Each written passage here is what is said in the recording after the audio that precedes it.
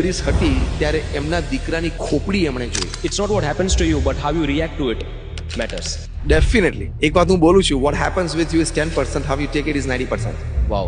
હું તમને અમારા એક BAPS કાર્યકર્તાનો એક પ્રસંગ કહું. 2001માં ભુજમાં ભૂકંપ આવ્યો, ડેવાસ્ટેટિંગ હતો ને, લાખો લોકો મરી ગયા, એનું ઘર પણ પડી ગયું. એના ઘરમાં એમના પત્ની, એમના વૃદ્ધ માતા અને એના બંને સંતાનો દટાઈ ગયા, મરી ગયા. એને આવીને જોયું કે ઘર આખું પડ્યું છે, એને ખબર પડી કે અંદર દટાઈ ગયા. તાત્કાલિક તો કોઈ વ્યવસ્થા થાય એમ હતી નહીં. એ જ દિવસે બપોરથી પ્રમુખ સાંઈ મહારાજના આદેશ પ્રમાણે BAPS સંસ્થાએ ત્યાં રાહત પ્રવૃત્તિ શરૂ કરી અને અમે ફૂડ એટલે કે કિચન શરૂ કર્યું. પહેલે જ દિવસે 26 જાન્યુઆરી 2001 સવારે 12 વાગે 17,000 લોકોએ BAPS સ્વામિનારાયણ ભુજમાં ભોજન લીધું. પછી તો અમે 10 મહિના સુધી આ ભોજન ચાલુ રાખ્યું. રોજ 55 થી 85,000 લોકો ત્યાં ભોજન લેતા. પણ આ કાર્યકર્તાનું નામ કીર્તિભાઈ પટેલ. કીર્તિભાઈએ જોયું કે હવે જે નહોતું થવું જોઈતું એ થયું. હવે હું આમાં શું કરી શકું છું? તો કે મારી સંસ્થાને મારા ગુરુએ આ કિચન શરૂ કર્યું છે, તો હું રસોડે ભોજન બનાવવા માટે જઉં. 12 વાગે બધાને ભોજન કરાવવાનું છે.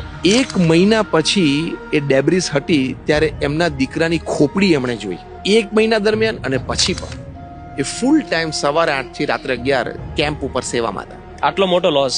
કેટલી મોટી ઘટના કહેવાય. તો આપણે જે આ વાત ચાલે છે કે તમારી સાથે જે બને છે એ એટલી મોટી વસ્તુ નથી, જે તમે એને કેવી રીતે સ્વીકારો છો અને શું રિસ્પોન્સ આપો છો. That is more important.